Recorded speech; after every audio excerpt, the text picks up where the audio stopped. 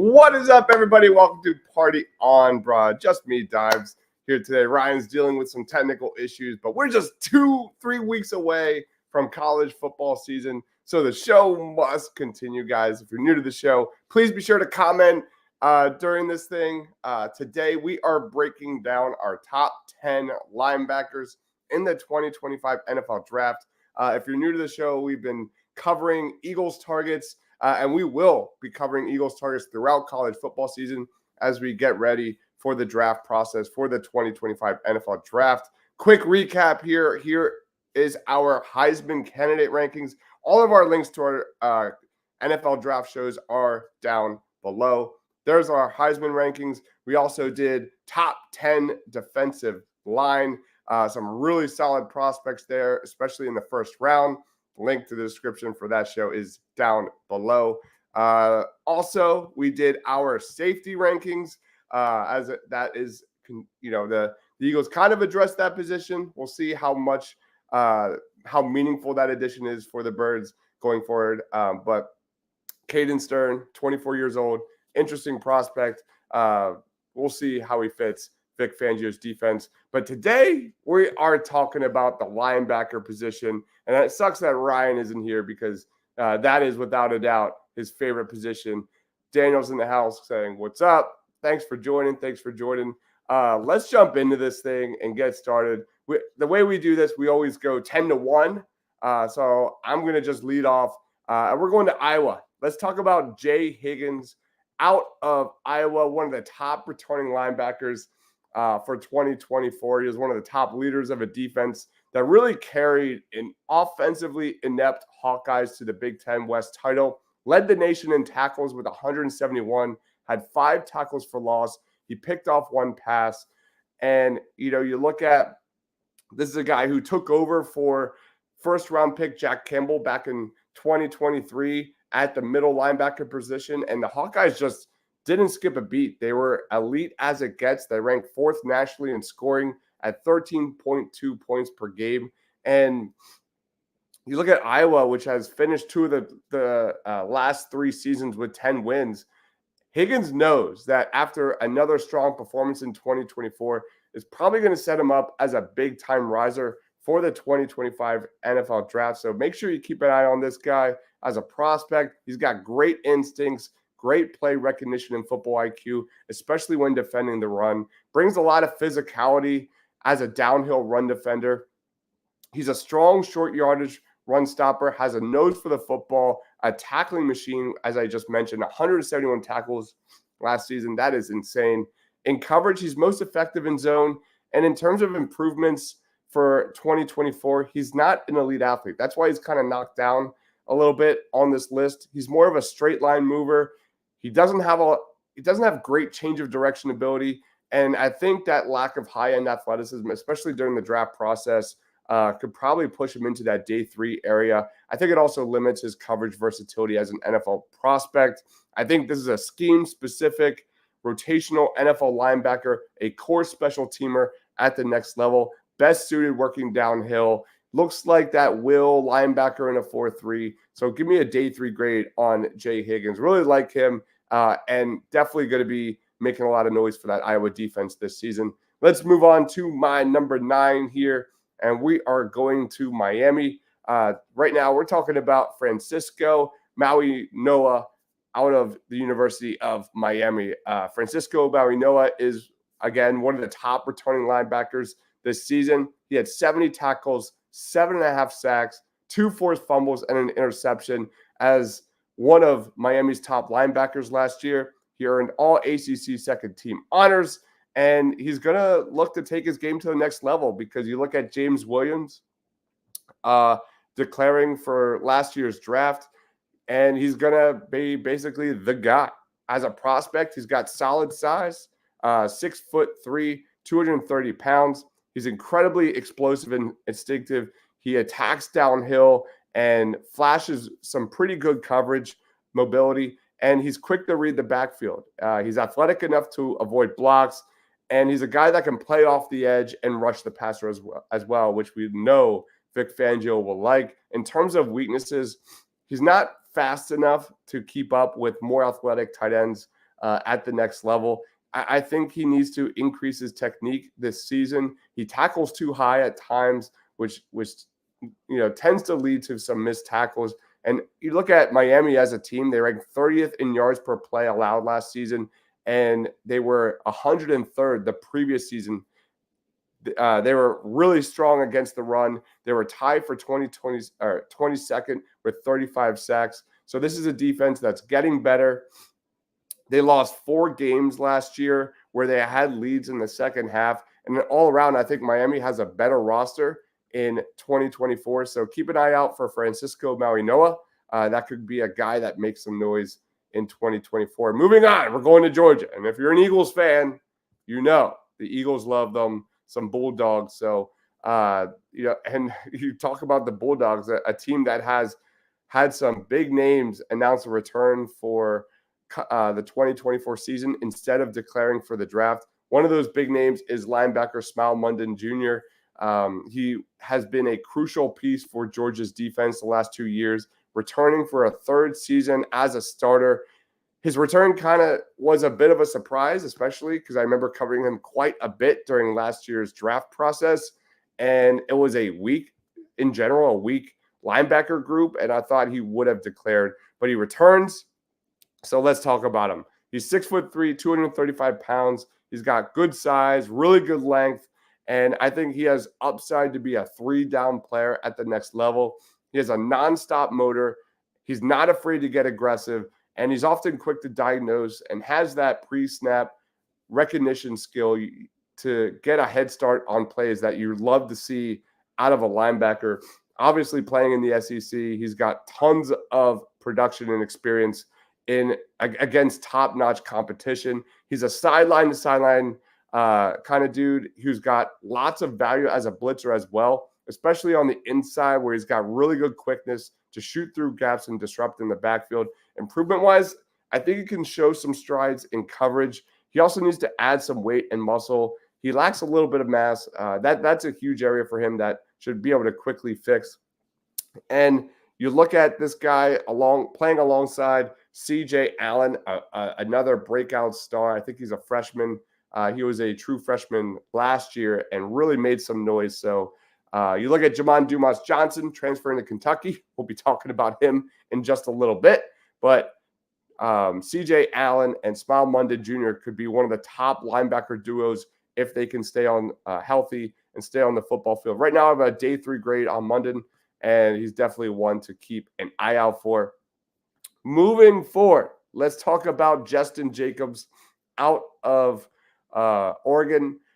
An early season injury last year held Justin Jacobs off the field for the first half of 2023, which is ultimately why he's returning in 2024. But when he was on the field, he was really solid. He had 31 tackles, 1 for loss, 1 sack in 7 games. Jacobs ranked 9th nationally among inside linebackers last year with a 90.1 Pro Football Focus tackling grade, if you love Pro Football Focus. And this is just all signs point to this guy skyrocketing up draft boards this fall. Of all the guys I've covered, I think this guy might have some of the biggest range and upside and juice. And I think as a prospect, he's got elite athleticism and speed, especially for someone at 6'4", 245 pounds. He can cover as well. He has really good range, and he's always seemingly around the football. He's shown flashes to be able to rush the passer. When it comes to making improvements, I think it's pretty obvious. He just needs to put more game tape up and prove that he can be on the football field for an entire season and stay healthy. This is a guy you definitely want to watch for. He could be potentially a high riser through the 2024 season as Oregon is completely loaded and looks to make a push for that college football playoff. Let's go to Kentucky. Dumas Johnson coming in at my number 6 spot. One of the biggest transfer news was Dumas Johnson going to Kentucky this past offseason. That's a big deal for the Wildcats because he not only played in 38 games at Georgia, but started 24, including 9 in 2023, despite dealing with a foot injury. He has 126 career tackles, including 17 tackles for loss, 9.5 sacks, 7 pass breakups, a pick, and a forced fumble. He was a finalist for the Butkus Award which is given to the nation's top linebacker back in 2022.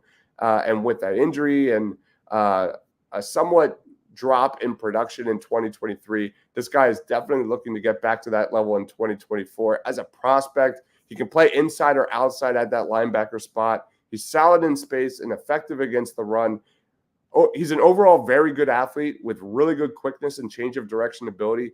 Very good football IQ, reads the play well, reacts quickly, reliable tackler, very solid in coverage. Just an overall well-balanced prospect in terms of what I'd like to see him improve upon in 2024. I just think he needs to add upper body strength and show progress with working off blocks. So some of the, technique and mechanics, I think could go a long way in boosting his draft stock. Right now, I've been pegged as a day 3 guy with upside to get into day 2 if some of the pieces of the puzzle kind of come together this year. But keep an eye out for Dumas Johnson as a guy that I really like a lot. Rolling forward, let's talk about Danny Stutzman, one of Shane's dudes out of Oklahoma. Dude, just straight up elite production. He led the Big 12 in tackles in 2022. In 2023, 99 total tackles, 16 tackles for loss, which was the 8th most across college football. He had 3 quarterback sacks, 2 forced fumbles, and 1 pick. He was voted all Big 12 first team, and getting this guy back was such a huge boost for Oklahoma heading into 2024, especially given it's their first season being in the SEC. As a prospect, Danny Stutzman has a lot of experience lining up at all 3 linebacker spots. He's comfortable in coverage and known for making big hits. He's got really quick feet that shines when going downhill. I think he's a linebacker that shines the most when working in space. He's got speed to stick with running backs and tight ends in coverage. And that's what I see. I think he's a modern NFL linebacker. In terms of what to work on, he just needs to improve on not getting fooled on play action and misdirection as much in 2024. He has a tendency to over pursue and struggle shedding blocks. And I think he could definitely make improvements when defending the run. I think overall, Danny Stutzman has a real chance to put up better numbers in 2024. He has a real chance of being one of the first off-ball linebackers selected in 2025. And if it all comes together, he's a big-time playmaker. I think he's a late day 2 pick at this point in time, but keep an eye out for Danny Stutzman, who is always all around the football and making big plays. Moving on, let's stick with the SEC, and that is my number 4, Deontay Lawson out of Alabama. Lawson is a linebacker that I feel like we've talked a lot about on this show. He recorded 67 tackles, including 5.5 for loss in 2023. He was a 4-star recruit out of high school, had a huge game for the Crimson Tide in that Rose Bowl against Michigan, where he had 6 tackles and 2 pass breakups in that double overtime loss. As a prospect, I think this is a guy that has all the ability and all the tools to be a really solid day 2 pick if he can stay healthy in 2024. He played 11 of 14 games last year, dealing with ankle injuries at times. He's got the athleticism, the experience and production and leadership. He checks off a ton of boxes, man. And I just think he has to prove that he can make it one season healthy. And if he does, the sky's the limit for Deontay Lawson. He's got solid size at 6'2", 230 pounds, solid length, really good tackling radius, at his best working inside that box, fluid mover with really good range. And when he's attacking the pass, he's also a really good blitzer, and I think most effective in zone. When it comes to improvements this season, I think he needs to get better at getting off blocks.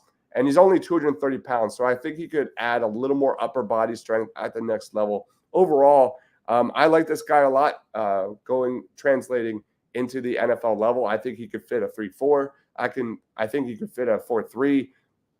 And his return for the Crimson Tide this season is such a huge boost for an Alabama defense that's undergoing so much transition this offseason.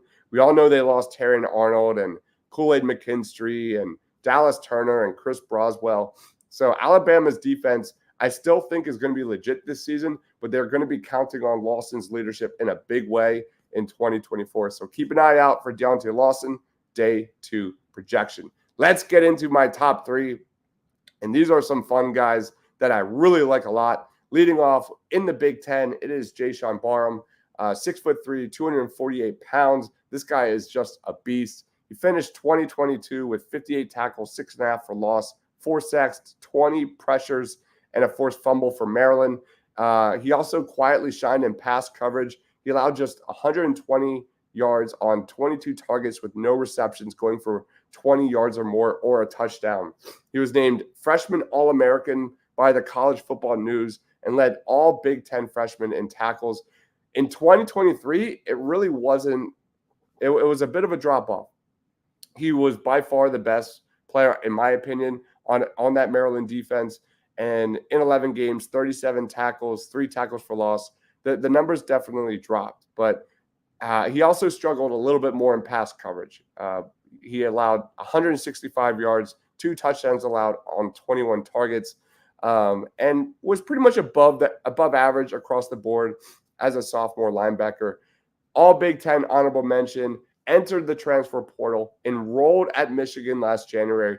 And this is a guy that checks off most boxes that you're looking for in an NFL modern linebacker. He's a really good tackler. Just 13 missed tackles the last 2 seasons, and he's allowed 285 receiving yards in 43 targets over the last 2 years, and just 1 reception of more than 20 yards. So excellent pass rusher. He's got 41 pressures, 7 sacks on 167 pass rushing snaps. And I think the way Michigan employs him and utilizes him this season could be really fun to watch. In terms of weaknesses, there aren't many question marks to this guy's game. A big one I will be watching is how he'll be used in that Michigan defense. The Wolverines benefited greatly from having guys, high football IQ guys like Junior Colson and Michael Barrett in recent years. So how quickly Baryon can embrace a Michigan defensive scheme that's a little more complex than more other schemes in college football, that will be the storyline I'll be watching from the jump. We know we'll be watching a lot of Michigan football this season. So keep an eye out for Jayshon Baryon. Day 2 pick, in my opinion, really fun guy. Let's roll on to my number 2. That is Barrett Carter out of Clemson. Another guy like Deontay Lawson we've been talking about a ton on this show. His junior season didn't quite live up to what we had hoped or what he had showed during his sophomore year.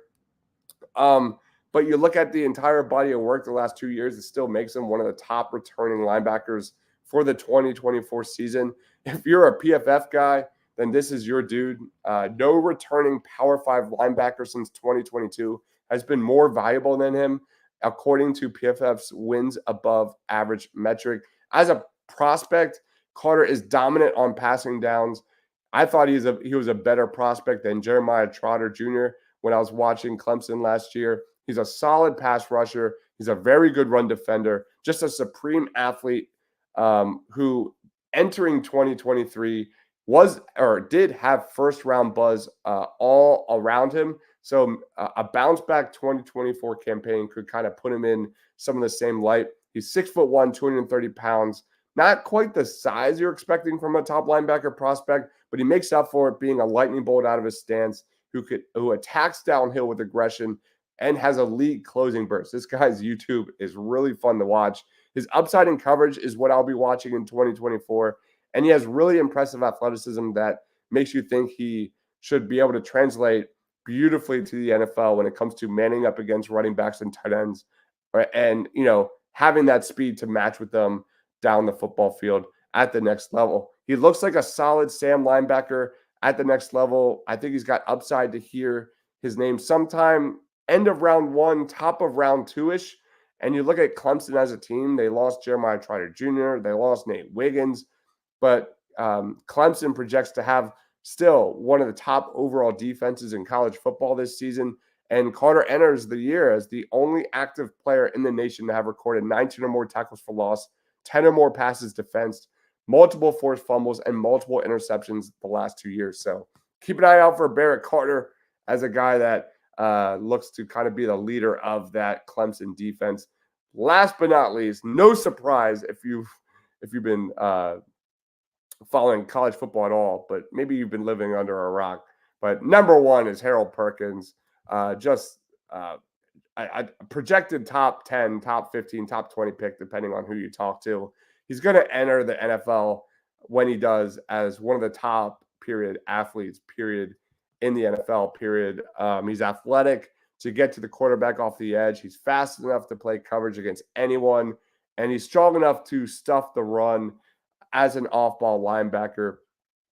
I mean, I remember watching this guy as a freshman in 2022, where he had 72 tackles, 7.5 sacks, 3 forced fumbles, a pick, and 4 passes batted. Last year, he had 7.5 sacks, 3 forced fumbles, 74 tackles, and 4 passes batted. He's 6'1", 221 pounds. Again, elite athleticism, elite speed, tremendous instincts, major playmaker, major impact defender. The LSU Tigers asked him to play a little more of an off-ball role last year, and he just responded with putting up big-time numbers. And I think it's going to be interesting to see how LSU utilizes him in 2024. At times, I do think it would be best just to let him pin his ears back and, rush the passer. I think that's what he's best at, especially as a junior this year. And he's proven that he can be versatile enough to do whatever asked of him. So quintessential modern NFL linebacker due to that athleticism. We haven't seen a prospect with that level of athleticism at this elite level of bend to enter the NFL draft in quite some time. And, comparison-wise, I think it's crazy, but I'm going to say it. He looks like Von Miller. He looks like a generational blue chip level talent. And I think his explosiveness off the line of scrimmage, I think he's capable of wreaking havoc in opposing backfields. That versatility, that ability to excel in both rushing the passer and dropping the coverage, man. This guy is just top pick written all over him. So make sure you check out Harold Perkins, who is just a flat out stud. So there is my top 10 prospects in the 2025 NFL draft. Again, there's a lot of day 3 guys on this list, so it's fluid. It's going to change as it always does. So there's a quick look. Harold Perkins, number 1. Barrett Carter, number 2. Jayshon Barham, number 3. Deontay Lawson, number 4. Danny Stutzman, number 5. Jamon Dumas Johnson, number 6. Justin Jacobs, number 7. Smile Mundan Jr., number 8. Francisco Mauigoa out of Miami, number 9. And Jay Higgins out of Iowa as my last name to watch, number 10. Guys, thank you everyone for watching. We will have Phillies post-game show momentarily to break down everything Philadelphia Phillies. Tomorrow night for a party on Broad, we'll be talking winners and losers between the Eagles and the Ravens preseason week 1. We also have special guest Josh Davis from the Philly special show joining us to break down everything Philadelphia Eagles. We'll also be doing an updated Eagles 53-man roster projection. So keep an eye out for that. That will be 9 o'clock East Coast time. So we'll see you then. Next week, we'll continue the Eagles positional needs for 2025. And that's tight end. We've covered safety, defensive line, and linebacker. Next week, we'll be covering the top 10 tight ends. Not a great group, but guys you should know for sure heading into 2025. Thank you, everyone, for watching. I am Dibes. Give me a follow on Twitter at Mr. Crockpot. We'll see you tomorrow night for more Party on Broad. I am Dibes. Stay awesome, everyone.